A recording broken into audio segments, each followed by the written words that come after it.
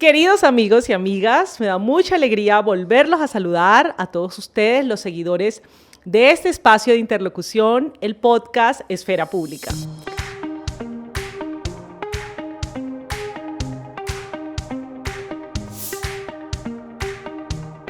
El día de hoy tengo un invitado de lujo, ya yo sé, los tengo acostumbrados a tener los mejores invitados para cada tema.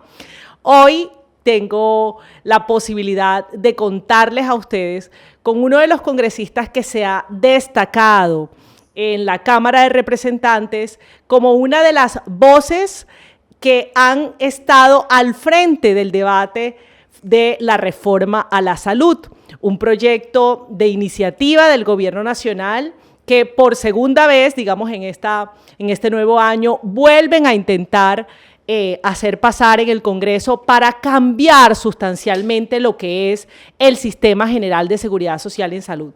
Y traigo ese tema porque nos interesa a todos, porque a todos los colombianos les interesa saber qué va a pasar con el sistema, qué es lo que el gobierno se propone cambiar, por qué nos conviene o por qué no nos conviene. Para esto, el invitado es el representante a la Cámara, Andrés Forero. Andrés, bienvenido al podcast Esfera Pública y muchísimas gracias por aceptar esta invitación. Claudia Margarita, muchas gracias a ti por la invitación. Muy contento de estar en este espacio y hablar de un tema que yo creo que nos importa a todos, como es el tema de la salud. Así es. Andrés, es la segunda vez que se presenta el proyecto de reforma. Primero, dinos un poco cómo va este trámite en el Congreso. El año pasado se hundió en el Senado, a pesar de que había tenido un apoyo muy fuerte en Cámara. ¿Cómo va el trámite del proyecto de reforma en esta legislatura? Pues claro, Margarita, mira, en este momento estamos en vísperas de iniciar la discusión en segundo debate en la plenaria de la Cámara de Representantes, de este que, como tú bien señalabas, de cierta manera es el segundo proyecto del gobierno nacional. Pero que hay que decir que cuando uno revisa en profundidad el texto, pues la verdad es que es básicamente lo mismo que ya se hundió en el Senado, en el tercer debate, en la Comisión Séptima del Senado, el semestre pasado. Lo que hizo el gobierno fue condensar más de 150 artículos en cerca de 48 en el texto original que presentaron, pero que realmente, como te decía, es básicamente el mismo texto. Así lo señalaron incluso los senadores que hacen parte de la Comisión Séptima del Senado, donde dijeron que básicamente era un resumen, que no había cambios sustantivos, y yo por eso espero que si esto llega a ser aprobado por la Cámara, como posiblemente sucederá, en el Senado otra vez se vuelva a hundir. Este no es el proyecto de reforma a la salud que necesitan los colombianos. Lamentablemente el gobierno ha insistido en presentar un proyecto sectario que no tiene legitimidad, que no tiene el respaldo de pacientes, de médicos, de académicos, que construyeron básicamente a espaldas de la sociedad civil. Así sucedió con la ministra Corcho y así sucede ahora con el señor Jaramillo, que tuvo tiempo de sobra. Porque acuérdate que ellos habían dicho que una vez que se hundió el proyecto en el Senado, iban supuestamente a meterlo el semestre pasado y le iban a meter mensaje de urgencia, finalmente no lo hicieron. Llegó el ministro Cristo, dijo que iban a buscar un gran acuerdo nacional, desaprovecharon cerca de 2 meses porque no llegaron a ningún acuerdo ni concertaron ningún texto con ninguno de los actores y en particular con los pacientes, y ahora pues obviamente están tratando de utilizar las mayorías que tienen el Congreso para aprobar un texto que, como te decía antes, realmente no tiene ninguna clase de legitimidad social. Incluso personas que votaron por Gustavo Petro y que pues están muy versados en temas de salud, pues hoy están bastante preocupados por lo que está haciendo el gobierno, tanto con la reforma que presentó al Congreso como con los cambios de facto que están propiciando con medidas desde la Superintendencia de Salud y el Ministerio de Salud y Protección Social. Bueno, vamos a hablar de las dos cosas, del proyecto y de esos cambios que de facto, que de hecho está haciendo el gobierno. Pero empecemos hablando del texto de la reforma. Tú decías, este no es el modelo de salud que les conviene a los colombianos. Entonces vamos a decir por qué es que no les conviene. Para empezar, de manera muy sucinta, yo le recuerdo a todas las personas que nos siguen, el modelo de salud colombiano seguro tiene muchísimas cosas que mejorarse, tiene muchas cosas en las que debemos seguir avanzando, es un proceso que es un modelo que se ha venido construyendo desde el nacimiento de la Ley 100 en 1993, o sea, son casi 30 años de construcción de mejoras que ha tenido importantes logros, y dentro de esos logros yo siempre destaco la cobertura, un sistema que hoy digamos, beneficia al 99% de la población colombiana que tiene un aseguramiento, en equidad, en la medida que todos recibimos el mismo plan de beneficios, en solidaridad, porque en el sistema la gente paga de acuerdo a su posibilidad. De hecho, más de la mitad de la población tiene régimen subsidiado, es decir, no paga. Yo destaco eso como los principales logros del sistema para hacerte la pregunta. Si esos son los logros, ¿qué es lo que pretende cambiar este modelo respecto del sistema y por qué tú dices no le conviene a los colombianos? Pues, Claudia Margarita, voy a partir pues con hechos concretos y por eso se va a mezclar un poco esos dos elementos que estábamos hablando al principio y es pues el texto de reforma y la reforma de facto que ha estado implementando el gobierno nacional. Entonces, ¿qué es lo que sucede con el gobierno nacional? La verdad es que tiene un sesgo, no solamente en temas de salud, sino en general en otros temas, en servicios públicos, en temas de educación, lo vimos ahora hace poco con el tema del ICETEX, tiene una alergia muy grande a la participación del sector privado en determinados renglones de la economía o en determinados servicios. Entonces, en el caso de la salud, el gobierno tiene pues básicamente ha responsabilizado de todos los males que tiene nuestro sistema a la CPS. Y entonces considera que sustrayendo a la CPS, como por arte de magia, se van a resolver todos los problemas que tiene el sistema. Porque como tú lo señalabas, pues el sistema que tenemos ahora no es perfecto. Pero yo creo que no hay ningún sistema de salud que sea perfecto en el mundo. Y en general uno ve que constantemente, por cambios demográficos, por cambios en las enfermedades, por cambios en los costos, etcétera, los sistemas de salud en el mundo requieren cambios permanentes. Entonces, claro, una cosa es decir que requerían ajustes, había cosas por mejorar, pero otra cosa es lo que ha planteado el gobierno nacional, que básicamente este es uno de los peores sistemas de salud en el mundo y eso no es cierto, porque realmente con muy pocos recursos en términos relativos, el sistema de salud colombiano, como tú lo señalabas, pues tiene grandes fortalezas. Pero entonces te decía que está ese sesgo anti-sector privado de parte del gobierno nacional y básicamente quieren sacar de la ecuación a las EPS. Lo que pasa es que se dieron cuenta que sacarlas de manera abierta pues era un poco contraproducente en términos de narrativa y han buscado todo un sinfín como de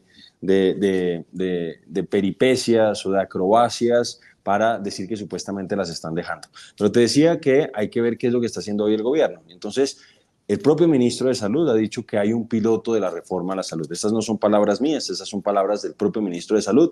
Y ese piloto de la reforma del gobierno nacional es el nuevo sistema de salud de los maestros. El último día del mes de abril, que fue antes de que empezara a regir el nuevo sistema de salud de los maestros, el ministro dio una entrevista y dijo que ese era el sistema, ese era el modelo, ese era el piloto que ellos iban a plantear para la reforma a la salud. Y ha sido un completo desastre. Entonces, por eso yo sí te puedo decir que el gobierno ha tenido la oportunidad de mostrar con hechos las bondades de su supuesto sistema, pero lamentablemente pues lo que hemos visto en el caso, por ejemplo, de la reforma a la salud, en el caso del nuevo sistema de salud de los maestros, es que ha sido un completo fracaso. Y hoy el ministro un poco se lava las manos y en cierta forma pues esconde su paternidad. Pero mira, ¿qué es lo que ellos plantean? El gobierno insiste, pues primero, en un eslogan que pues suena muy bien, pero el tema es cómo se materializa, que la salud es un derecho, no es un negocio. En principio todos podríamos estar de acuerdo con eso, pero lo importante es cómo se garantiza la atención. Entonces ellos dicen que las EPS son intermediarias y que sacando a las EPS entonces va a haber más recursos. Y adicionalmente, pues ellos dicen que este es un modelo que se enfoca en lo curativo y que en cierta forma relega lo preventivo a un segundo plano. Entonces, ese es como uno de los elementos centrales del modelo del gobierno. Ellos dicen que haciendo un buen ejercicio de prevención, seguramente entonces vamos a evitar que haya cierto tipo de enfermedades o cierto tipo de complicaciones y que con eso supuestamente se van a ahorrar un montón de recursos. Entonces, yo te digo, yo estoy de acuerdo con que haya un poco más de prevención, me parece bien, pero sin poner en riesgo el financiamiento de los tratamientos que hoy se están prestando. Porque hoy tenemos personas que tienen enfermedades huérfanas, enfermedades crónicas, y a esas personas no las podemos dejar sin tratamiento por cuenta de fortalecer una estrategia de atención primaria en salud. Y tristemente, Claudia Margarita, eso es lo que está pasando. Y por eso nosotros hemos pues, hecho denuncias de que no se están pagando los presupuestos máximos, de que la unidad de pago por capitación, la UPC, no está alcanzando, que para que nos entiendan las personas que nos oyen, pues es básicamente la prima del sistema de aseguramiento en salud. Y entonces, ¿qué hizo el ministro? Pues siguiendo lo que fue barrio adentro en el caso de Venezuela, pues se ha encargado de crear unos equipos extramurales que están visitando a algunos sectores de la población en sus residencias y que pues eso suena muy bien, pero realmente, como se demostró en Venezuela, no tiene efectos comprobados más allá de que pues le permite al gobierno tener una clientela política. Entonces eso a nosotros nos preocupa, pero pues eso es en términos generales. Si te parece ahorita, pues desagregamos lo que yo creo que son los temas preocupantes. El gobierno fragmenta los recursos, el gobierno al mismo tiempo le da mayor protagonismo a alcaldes y gobernadores, obviamente con mayor riesgo de politización y de corrupción, le da unas funciones excesivas a la administradora de recursos de la salud, que es la ADRES, y así podríamos seguir, pero pues lo que han dicho los expertos es que este sistema, en lugar de resolver los problemas que tiene nuestro sistema de salud, este modelo, esta reforma, lamentablemente los agrava y crea otros nuevos. Tú decías fundamentalmente ese modelo ideológico en el que el gobierno está enfrascado, en el que tiene como alergia al sector privado y no quiere que estos participen en la prestación de servicios públicos, es lo que hace que ellos estén buscando sacar a las EPS del modelo asegurador. Y yo digo, Andrés, no sé si tú compartes conmigo esta premisa, el gobierno confunde el rol que hacen las EPS dentro del sistema.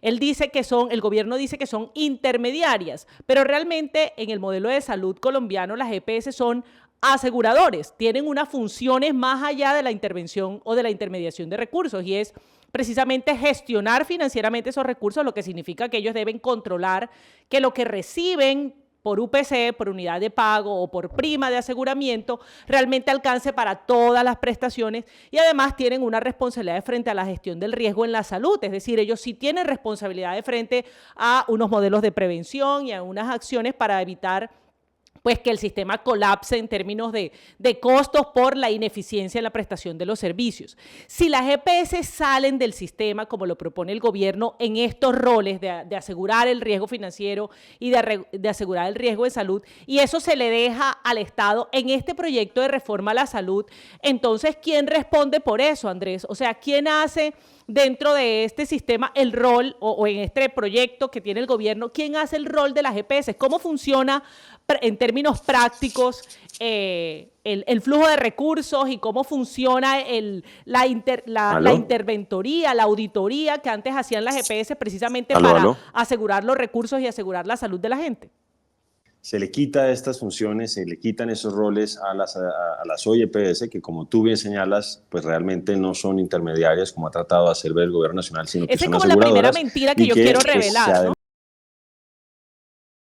Sí, decía yo que esa es como la primera mentira que hay que descartar. O sea, no es cierto que las EPS cumplan una labor de intermediación de recursos. Ellas tienen una función más allá que el sistema le llama de gestión de riesgos en salud y gestión de riesgo financiero. Entonces, yo te decía, en este proyecto de reforma, ¿cómo quedan esos roles? ¿Quién los asume? Pues mira, Claudia Margarita, como decía antes, realmente la voluntad del gobierno es prescindir de este actor. Pero entonces, como eso tenía mala prensa, ellos, pues para tratar de darle contentillo a algunos partidos que han tratado de apoyarle la reforma, pues las dejaron supuestamente ahora como unas gestoras de salud y vida.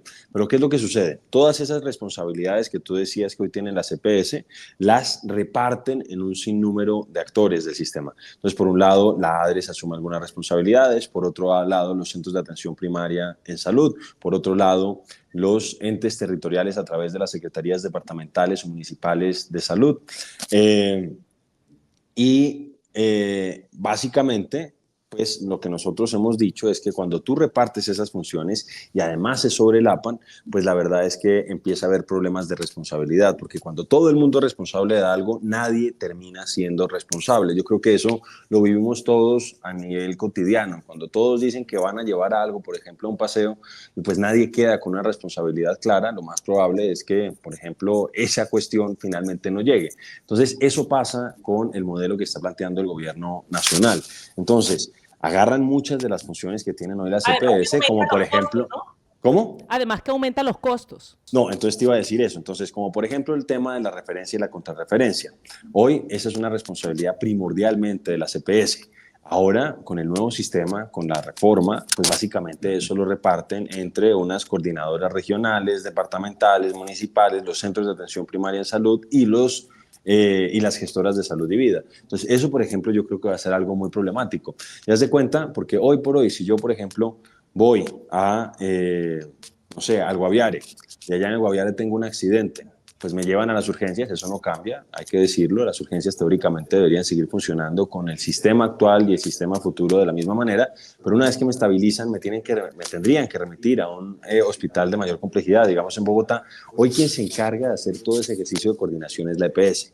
Aquí ahora, con la nueva reforma que ellos están planteando, están diciendo que va a ser supuestamente un centro de atención primaria en salud allá en Guaviare, de la mano de la Secretaría de Salud Municipal y Departamental, las que se van a encargar de definir a dónde tendría que llegar yo, por ejemplo, aquí en Bogotá. Yo creo que eso es un despropósito y obviamente pues le quitan capacidad, o mejor dicho, le dificultan las cosas al paciente. Pero tú me decías de que además va a haber un mayor costo. Y entonces, ¿qué es lo que sucede? Hoy, realmente las utilidades que tienen las EPS son de carácter residual. Teóricamente, del 100% de la UPC, para el régimen subsidiado, el 10% puede ser destinado a gastos administrativos y si los gastos administrativos son menores a ese 10%, pues entonces ahí podría haber una utilidad. En el caso del régimen, ese es en el contributivo, en el subsidiado es del 8%. Entonces, sí, ¿qué es lo que está sucediendo hoy por hoy cuando decimos todos que básicamente la UPC no alcanza? Que realmente pues al final del día pues puede ser que haya pérdidas como está sucediendo, porque hoy por hoy, y esto lo han mostrado incluso con números de EPS que están controladas por el gobierno, esto lo señaló la senadora Paloma Valencia, de la UPC, que de 100 pesos que le llegan, por ejemplo, a la nueva EPS, pues se está gastando 124, se está gastando más plata de lo que le está llegando. Pero eso sucede hoy. Entonces, esas utilidades son de carácter residual. Aquí, ¿qué está planteando la reforma? Entonces, les quita responsabilidades, pero les define unos montos concretos. Y entonces, lo que nosotros estamos diciendo es que les van a pagar más por hacer menos. Y obviamente eso a nosotros no nos parece.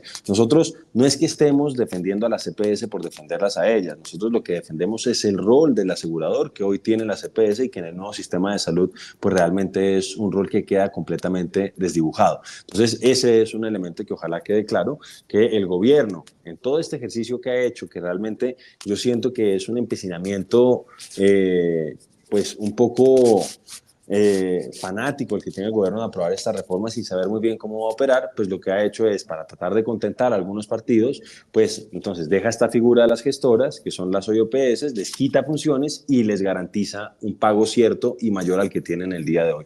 A nosotros obviamente eso no nos parece que está bien, no creemos que esté bien pagarles más a las EPS por hacer menos. Claro, entonces para ir revelando y dejándole unos punticos Claro, claros a entonces todas las para ir personas que nos revelando siguen, y fíjese, dejándole unos el punticos claros proyecto a de todas las personas reforma que nos siguen, dice fíjense, no va más las el EPS como proyecto de aseguradoras, reforma pero dice siguen no va más insistiendo las como EPS gestora de como salud individual. aseguradoras, Le pero cambiamos el siguen nombre. insistiendo Las como gestora de responsabilidades salud que antes individual. tenías Le ya no las cambiamos vas el a nombre. tener porque Las las vamos a responsabilidades que repartir antes tenías en ya un no las vas sinnúmero a de tener actores, porque las vamos a dentro de ellos la repartir en mayoría un sinnúmero de estatales, actores, pero dentro el de ellos pago la que antes te mayoría hacía estatales, por pero las el pago que responsabilidades que antes te tenías y que te hacía voy a quitar, por las igual te lo sigo responsabilidades haciendo. que Entonces, tenías un y que te voy poco a quitar, parece igual te una lo cosa sigo como haciendo. ilusoria, ¿cierto? Pero Y aún que, más, Claudia María, sí, dime, dime. que te decía que no es solamente que te lo siguen haciendo, sino que te lo garantizan, porque hoy por hoy, eso es lo que estamos viendo en medio de esta crisis que está viendo el sistema en gran medida de forma inducida por parte del gobierno nacional, esas utilidades que ellos pueden llegar a tener son de carácter residual. Es decir, si realmente las frecuencias de uso implican que ese 10% se disminuye progresivamente, incluso como pasó con el tema de la nueva EPS, finalmente el gasto en salud supera el monto de la UPC, pues no hay utilidades. Aquí te lo están garantizando por hacer menos. Eso a nosotros nos parece que es un completo despropósito, pero el gobierno, pues vuelvo a insistir, con tal de poder mostrar que sacó una reforma en la salud, que además no va a operar él, ahorita podemos hablar de eso, de Margarita, esta es una reforma que ya como están las cosas y como está de avanzado este gobierno, le va a recaer la responsabilidad a los entes territoriales que tenemos el día de hoy, mejor dicho, a los gobernantes de los entes territoriales que tenemos el día de hoy y al próximo gobierno. Y obviamente eso va a ser muy complejo, pero el gobierno pues básicamente quiere decir que cumplió y que sacó esta reforma.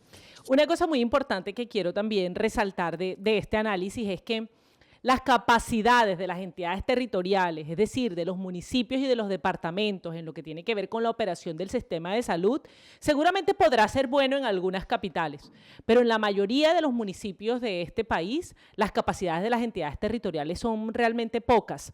Hoy día, en el actual sistema general, cómo funcionan las cosas, ellos tienen, por ejemplo, las responsabilidades en materia de salud pública, la dirección de los hospitales públicos, y uno, con valorar lo que pasa en ese aspecto, se puede dar cuenta que no es que sean pues garantes de la eficiencia de recursos. Los hospitales públicos son los que generalmente en un municipio, permíteme esta expresión, tienen más dificultades económicas, es donde más hay clientelismo, es donde más puede haber corrupción. Entonces, digamos, como que darle más recursos al Estado y más responsabilidades no promete precisamente ser un sinónimo de que se vayan a manejar mejor los recursos que se le asignen, ¿no? Esa es una preocupación adicional que tú decías, creo por eso puede aumentar o aumenta realmente el riesgo de clientelismo en el sistema. No, riesgo de clientelismo y de corrupción. Entonces, tú das en el punto en eso. Mira, en todo este proceso que ha sido bastante largo con el primer proyecto del gobierno y después ahora con este segundo, pues hemos tenido audiencias públicas en distintos lugares del país. Y a mí no se me olvida una audiencia pública que tuvimos en Barranquilla, organizada por la representante de la Cámara, Betsy Pérez, del Partido Cambio Radical, que precisamente es de la circunscripción de Atlántico. Y allá, pues fueron, entre otros invitados, la que en ese momento era la secretaria de Salud departamental de Atlántico, que además había sido secretaria de Salud de Barranquilla. Y básicamente ella nos decía que por favor no les asignáramos más responsabilidades a un ente territorial con cierta capacidad, como es, por ejemplo, Barranquilla, una de las ciudades más importantes del país, y pues de un departamento que pues obviamente tiene muchas necesidades también como Atlántico, pero que ella decía que por favor no les asignaran más responsabilidades porque a duras penas estaban pudiendo cumplir con las responsabilidades que hoy tienen como entes territoriales. Y de hecho la representante Betsy Pérez ha estado mostrando permanentemente en esta discusión unos informes del propio Ministerio de Salud donde se muestra que realmente las entidades territoriales en el marco actual con unas responsabilidades mucho más limitadas están lejos de poder cumplirlas. Entonces, si no pueden con lo poco, ¿cómo van a poder con lo mucho, Claudia Margarita? Obviamente esa es una preocupación muy grande. Y de hecho, pues yo tuve la oportunidad de participar en un foro con el gobernador de Atlántico, con Verano de la Rosa, con el alcalde de Medellín, con el alcalde de Bogotá, y ellos me decían, porque ellos, por ejemplo, van a ser los que van a tener que pilotear a nivel territorial esta nueva reforma, si es que llegara a ser aprobada por parte del Congreso de Colombia, ellos van a tener que pilotearla, y ellos me decían que es que ellos no han sido consultados. Esto tampoco, te dije que no había sido consultado ni concertado con los actores, con los pacientes, con los médicos, con los académicos, pero tampoco fue concertado con quienes realmente la van a tener que operar, que son los entes territoriales. Entonces, el gobierno básicamente está dejando de lado realmente al paciente, que debería ser lo que debería estar en el centro de la discusión, y está tratando de imponer un modelo estatizado de salud. Ellos están pensando en un sistema nacional de salud, como por ejemplo el que tiene Costa Rica o el que tiene el Reino Unido, pero pues dejando de lado los avances que hemos tenido los colombianos en los últimos 30 años. Y esos modelos tienen ventajas, pero también tienen desventajas. Y ellos han tratado de hacer ver que supuestamente con la aprobación de la reforma se acabarían las listas, o mejor dicho, ya uno pediría una cita e inmediatamente se la asignarían. Eso no sucede, por ejemplo, en el sistema de salud británico, donde, por ejemplo, para algunas imágenes diagnósticas las listas de espera son de 2.5 años. Entonces, el gobierno también ha estado jugando con las expectativas de la gente, las ha estado mintiendo, y pues yo te decía que ha habido, en cierta forma, unos botones de muestra de lo que puede pasar con esta reforma si se llega a aprobar con lo que ha hecho el gobierno nacional. Ya hablamos del tema del sistema de salud de los maestros, pero mira lo que está pasando ahora con las EPS intervenidas. Uno hubiera esperado que con las EPS intervenidas el gobierno pues hubiera dado cátedra de cómo era un ejercicio de administración de ese tipo de entidades, pero lamentablemente el medicamento o el remedio ha terminado siendo mucho peor que la enfermedad. Mira lo que pasó, tuvieron que sacar a los 7 interventores de las EPS que tenía intervenidas este gobierno. Hemos visto que hay unos escándalos de corrupción de parte de esos interventores, que el presidente prefirió sacar antes al superintendente Leal que a los interventores que estaban salpicados, en ese caso, de corrupción, que se han multiplicado, que han subido las tutelas, que han subido las peticiones, quejas y reclamos en esas EPS, que se ha deteriorado la atención, y además la cartera está por las nubes y las utilidades siguen, mejor dicho, las pérdidas siguen acumulándose y siguen abultándose. Entonces, lo que uno ve es que el gobierno, a diferencia del discurso que tiene el gobierno, el presidente de la República, el ministro de Salud, cuando administra, en lugar de mejorar las cosas, termina empeorándolas. Y tú decías algo que, pues, un poco en sintonía con lo que hemos estado hablando en este último segmento, es el tema del riesgo de clientelismo y el riesgo de politización. Porque entonces, hoy, ¿cómo suceden las cosas? Por ejemplo, para las redes de prestación de servicios en un territorio determinado, quien la define es la EPS. Ahora lo que quiere el gobierno nacional es que sean los entes territoriales, el alcalde y el gobernador, supuestamente en coordinación con la gestora de salud y vida, los que definan. Pues obviamente eso pues preocupa en un país con niveles de corrupción como los que tiene Colombia, donde pues para que alguna clínica vaya a ser parte de una red, pues entonces puede ser que el alcalde de turno o el gobernador de turno pues les pida una comisión para poderlas entrar. Obviamente eso nos parece preocupante.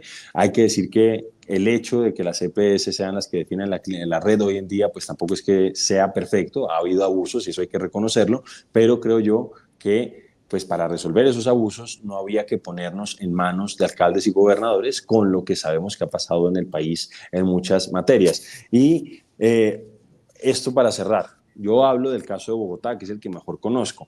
Entonces, otro de los elementos que no hemos hablado mucho de eso, Claudia Margarita, pero pues que lo hemos mencionado tangencialmente, es el tema de la atención primaria en salud. Entonces, el gobierno quiere que la puerta de entrada de cada uno de nosotros al sistema sean centros de atención primaria, que teóricamente pueden ser de las gestoras de salud y vida, pero que están concebidos para que sean principalmente estatales. Entonces, se supone que yo, para poder entrar al sistema, mi puerta de entrada va a ser un centro de atención primaria en salud cerca del lugar donde yo vivo. Y yo te digo que esos centros, en el modelo que ellos están planteando, van a tener que encargarse de no solamente el tema de los equipos extramurales, coordinarlos, organizarlos, hacer la atención primaria en salud para las personas que lleguen al hospital, hacer el ejercicio de adscripción, hacer todo el pago de licencias de paternidad y de maternidad, tramitar los problemas que se generen, por ejemplo, cuando hay alguna incapacidad médica.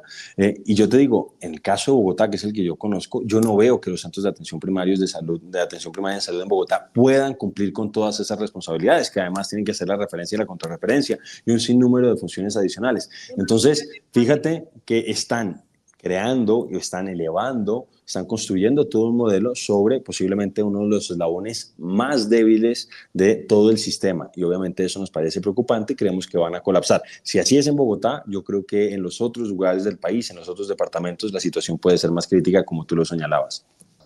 No, pues imagínate, si eso pasa en Bogotá, pues no te quiero contar lo que puede pasar en el municipio de La Gloria o de Tamalameque o del Banco Magdalena, por decir ejemplos, ¿no? Es decir, entidades territoriales con menos capacidad institucional y donde hay menos instituciones actualmente con experiencia. Lo primero que tendría que hacer el gobierno es financiar la construcción o la adaptación de miles de centros de atención primaria en salud para que funcione un modelo como el que él está planteando, y hoy no vemos de dónde saldrían los recursos para eso.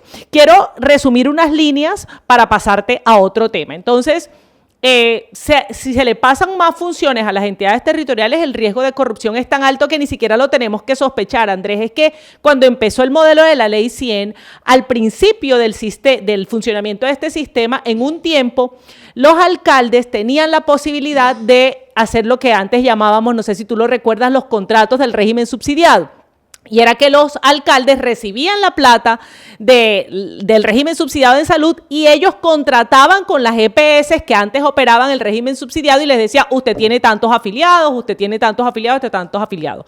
Eso terminó en que los alcaldes terminaban teniendo sus propias IPS o haciendo negocios con IPS en las que le decían a las aseguradoras, a las empresas promotoras de salud, le decía, usted le doy más afiliados si contrata con esta IPS o le doy más afiliados si me deja la capitación en tal IPS. Y eso no solamente era corrupción y desviación de recursos de la salud, sino que terminaban con eso quebrando los hospitales públicos. Es decir, ya hay experiencias claras, documentadas de cómo termina el hecho de que sean los políticos o los actores políticos en los territorios los que manejen los recursos de la salud.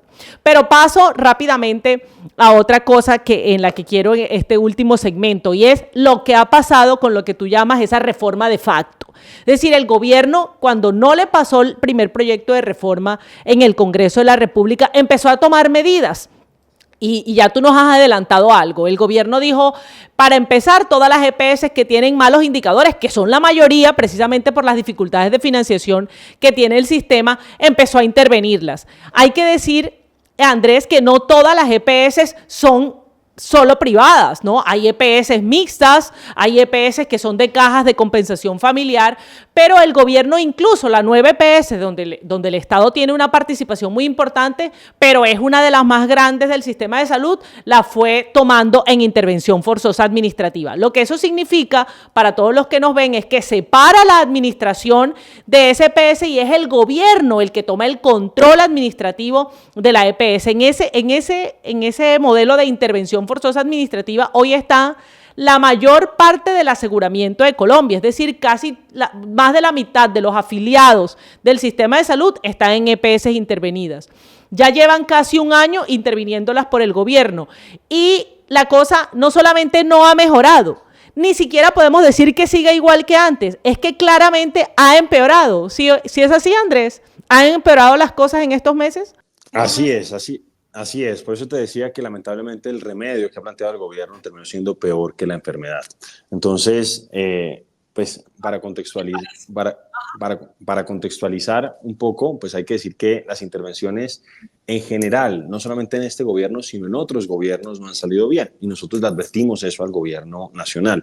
O sea, si en otros gobiernos que eran mucho más eficientes, que tenían una mucho mayor capacidad de ejecución, pues las cosas con las intervenciones no salían bien, pues en este gobierno que no ha sido capaz de organizar ni siquiera unos juegos intercolegiados, pues obviamente uno podría suponer que las cosas iban a salir peor y lamentablemente el tiempo nos terminó dando la razón. Entonces, para poner además algunos ejemplos, antes cuando se intervenían a EPS, pues eran EPS que estaban con problemas de atención o que estaban rodeadas de escándalos de corrupción. Aquí este gobierno, como tú lo señalabas, a forma de retaliación por lo que pasó en la Comisión Séptima del Senado, decidió intervenir una de las mejores EPS del país, que es Sanitas. Sanitas es una EPS que no va a decir que sea perfecta, seguramente tenía problemas y seguramente va a haber personas que nos oyen y que pudieron haber tenido algunos inconvenientes, pero en general era una EPS que tenía un alto nivel de satisfacción por parte de sus usuarios y el gobierno decide intervenirla. Entonces ahí, por ejemplo, yo denuncié cómo el interventor, sin ninguna clase de preparación, sin ninguna clase de planificación, decidió cambiar al gestor farmacéutico. Entonces, por ejemplo, en el caso de Valledupar, lo cambiaron al gestor farmacéutico, que era Cruz Verde, que no digo que fuera perfecto, pero pues lo cambian por SID, me parece que se llama, suministros y dotaciones, y pues ha sido un problema muy grande en distintos departamentos de la costa Caribe. Ha sido grave. De hecho, yo denuncié que el que iban a poner aquí en Cundinamarca básicamente no aparecía ni siquiera que tuviera una página web. Entonces hicieron eso y quienes terminaron afectando fue a los pacientes. Creo que en el departamento de La Guajira, en el municipio no me acuerdo cómo se llamaba el municipio, pero es uno de los municipios que aparecen en algunas canciones vallenatas y se me está yendo el nombre, hubo una persona que se tuvo que encadenar precisamente porque no estaba recibiendo Fonseca, me parece que fue en Fonseca, tuvo que encadenarse porque no estaba recibiendo los medicamentos. Entonces, eso pasó concretamente en esta EPS y fíjate que el año pasado, por ejemplo, esa EPS pues había tenido dificultades, tuvo una pérdida acumulada más o menos de 150.000 millones de pesos y al mes de octubre de este año, ya con la intervención, pues básicamente faltando 2 meses para cerrar el año, ya teníamos casi pérdidas de 300.000 millones de pesos. Entonces, la verdad, ahí se muestra que el remedio terminó siendo peor que la enfermedad. Y en el caso de la nueva EPS, pues que es la más grande del país, casi 11 millones de afiliados, pues las cosas son bastante dramáticas porque además el interventor anterior pues se resistía a entregar información. Fue muy poco transparente el señor Julio Rincón, pero finalmente me entregaron información y pudimos ver cómo creció la cartera. La cartera creció prácticamente se multiplicó por 10 para la que es mayor de 180 días y por 6 para la que está a 180 días. A más de 180 días pasó más o menos de 89.000 millones de pesos a 935.000 millones de pesos y a 180 días pasó de 139.000 millones de pesos a 813.000 millones de pesos. Entonces, obviamente, ¿eso qué es lo que hace? Porque eso, pues sí, suena, no, pues es un problema de la EPS. No, eso es un problema de las clínicas y hospitales, pero principalmente de los pacientes. Porque cuando la cartera se empieza a acumular, no les pagan por ejemplo, a los médicos, no les pagan al personal de salud, pero además llega un momento en que empiezan a frenar servicios. Porque si yo soy en la clínica de hospital y la EPS no me paga, pues lo que yo hago es que dejo de prestarle servicio porque sencillamente tengo una cartera demasiado grande. Y de hecho la ADRES acaba de reconocer esta semana que supuestamente la nueva EPS no había estado reportando nueva cartera desde hace creo que 5 meses. Eso es una vergüenza y eso muestra la incapacidad que tiene realmente el Estado para hacer un buen ejercicio de administración, de gerencia de este tipo de entidades. Y entonces la respuesta que dio el gobierno nacional, pues bueno, entonces antes de ir a la respuesta que dio el gobierno nacional, fíjate que además de todo esto que estamos señalando, de estos malos resultados que no necesariamente implican corrupción, pero que sí afectan a los pacientes y afectan a las clínicas y hospitales, además de eso, pues ha estallado un escándalo de corrupción, donde 3 de los interventores que había nombrado el gobierno nacional supuestamente estaban recibiendo órdenes para dirigir los pagos a determinadas IPS, supuestamente a cambio de coimas. Entonces, eso se lo denunciaron los medios de comunicación al gobierno. El señor Leal, que era el antiguo superintendente, empezó la investigación, decide poner una demanda, o pues, sí, decide hacer una denuncia ante la fiscalía, y ante eso el gobierno lo decide sacar.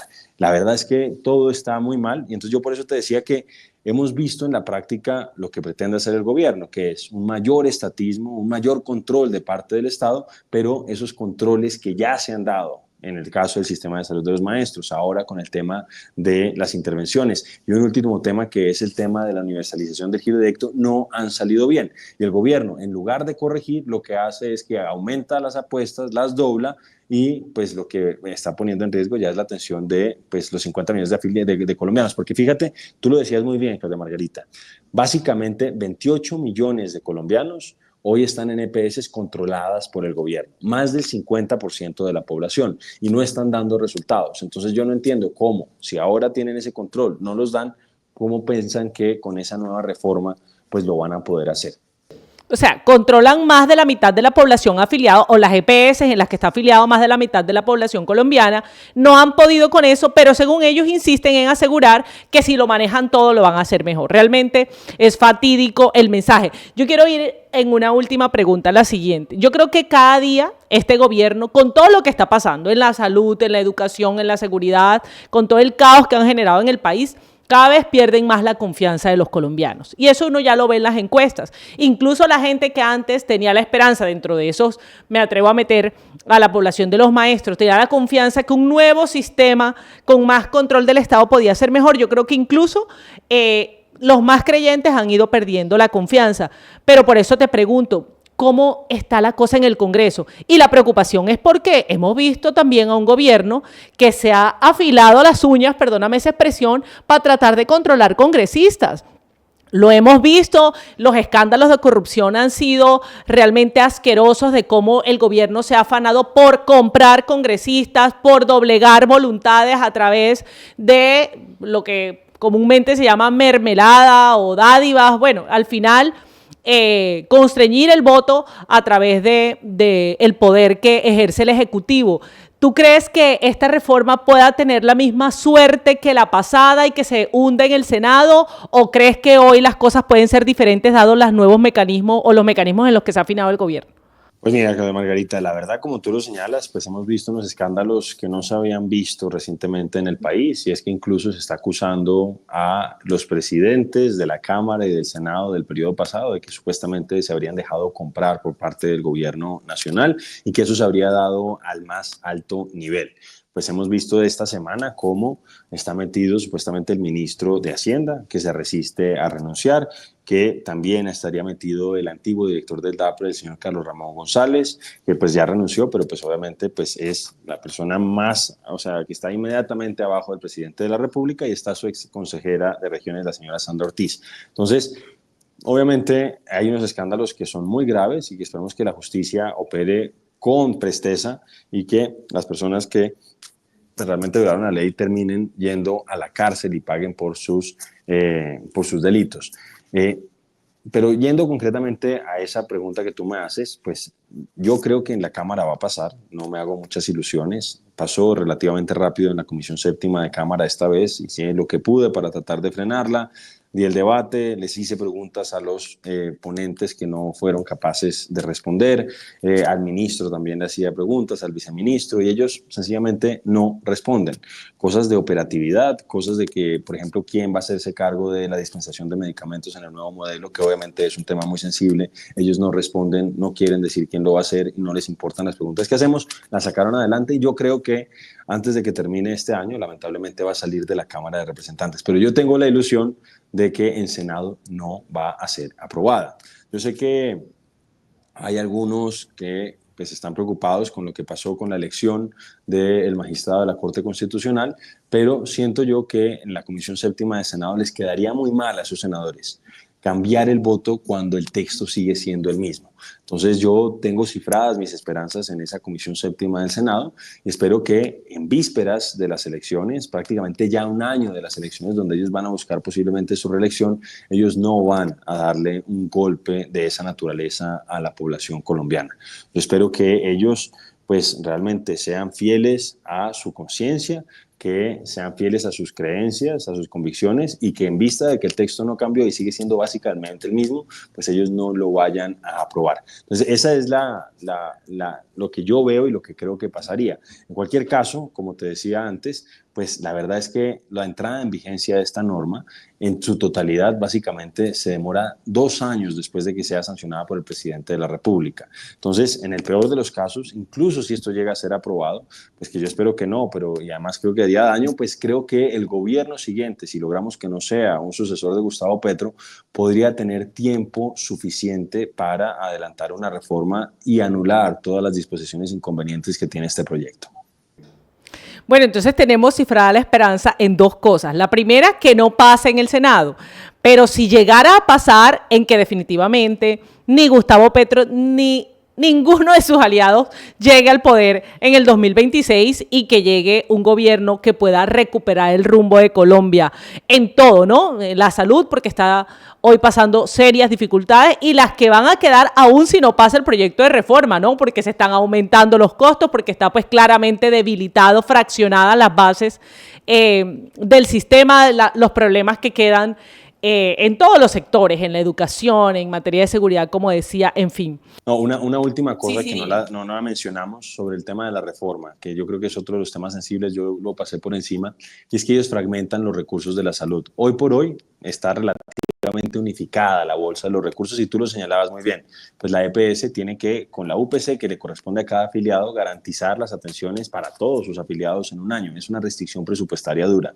Ahora el gobierno lo que hace es que fragmenta los recursos, crea 2 subcuentas, una supuestamente de atención primaria en salud que va a permitir el financiamiento por subsidio de la oferta de los centros de atención primaria, incluso en Bogotá, donde no tiene ningún sentido. Uno podría entender ese financiamiento de subsidio a la oferta en municipios lejanos, donde hay que garantizar el funcionamiento independientemente de cualquier cosa, pero aquí en Bogotá no. Entonces, por ese lado, y por otro lado, un tema de fortalecimiento de la red hospitalaria pública. Y residualmente dejan los recursos para la mediana y alta complejidad y para las enfermedades huérfanas. Eso yo creo que es otro de los elementos más inconvenientes que se suma a que rompen los incentivos. Hoy la CPS pues tiene incentivos a hacer un debido control de que las clínicas realmente presten los servicios que se necesitan, de que no haya una inducción de la demanda, etcétera, etcétera. Y lamentablemente eso se rompe y entonces lo que nosotros también creemos es que incluso si no hubiera corrupción, que creemos que van a aumentarse las posibilidades de corrupción, pues se va a desbordar el gasto en salud y que se van a repetir esos septiembres negros que se daban en el antiguo sistema de los seguros sociales, donde colapsaba el sistema público y pues se veían filas interminables y la gente se moría y se moría. Una pregunta, Andrés, respecto a ese punto que me parece muy importante. Esa distribución que se hace en esas 2 subcuentas, ¿establece el proyecto o han dicho en la exposición de motivos más o menos en qué porcentaje sería? Digamos, ¿tendría más peso la de atención primaria que la de atención complementaria o no se ha aclarado más o menos cómo sería esa distribución? No, pues ellos han hablado más o menos de que sería un 20% del total. Eso es lo que ellos han señalado en algunas estimaciones que hacen. De hecho, hay una remisión a la ley 715 del año no recuerdo si 2001, 2002 creo que es, o 2003, donde pues se define el tema de cuánto le corresponde al Sistema General de Participación, en el marco del Sistema General de Participaciones del régimen subsidiado, y básicamente todo, que es más o menos el 87% del régimen subsidiado, que seguramente, teóricamente debe aseguramiento, ahora se destinaría a la atención primaria en salud y le asignan otras fuentes. Ellos hablan más o menos de 20 billones de pesos en un total de 100 billones de pesos en términos gruesos. Entonces, ¿cuál es el problema, Claudia Margarita? Es lo que decíamos antes. Si ellos dijeran es que estamos trayendo nuevos recursos para fortalecer la atención primaria en salud, nos parece que está bien. El problema es que desfinancian la atención de, por ejemplo, pacientes de enfermedades crónicas o enfermedades huérfanas. Y eso ya está pasando hoy. Y por eso es que hemos visto a los pacientes, a las asociaciones de pacientes salir a criticar al gobierno, a hacerles plantones, porque, por ejemplo, el ministro prefirió gastarse la plata de sus tratamientos en esos equipos extramurales, en nuevos hospitales que finalmente se terminaron convirtiendo en elefantes blancos, que en garantizarles ese tratamiento, y por eso no han pagado los presupuestos máximos ni de septiembre, ni de octubre, ni de noviembre, y tampoco los van a pagar de diciembre. Ya dijeron que el retraso que tenían del año 2022 no tienen cómo pagarle, que es prácticamente 819 mil millones de pesos, casi 1 billón de pesos. Entonces, eso es lo que a nosotros también nos preocupa. El gobierno cree que con esa atención primaria, pues ya no va a necesitar pagarle los tratamientos a las personas que están enfermas hoy. Y eso es lo que nos parece un completo despropósito. Y, por ejemplo, la senadora Norma Hurtado ha dicho que para implementar el proyecto que plantea el gobierno se requerirían por lo menos 10 billones de pesos adicionales, y esos anuales, y eso no se ve por ningún lado. Entonces, este gobierno, en lugar de construir sobre lo construido, hacerle ajustes a un modelo que en cierta manera ha constituido el mayor avance social de Colombia en los últimos 30 años, pues pretende hacer tabula rasa, empezar desde cero y dar un salto al vacío. El problema es que en este caso la improvisación a la que nos tiene acostumbrados el gobierno, pues lamentablemente se puede terminar midiendo en vidas humanas.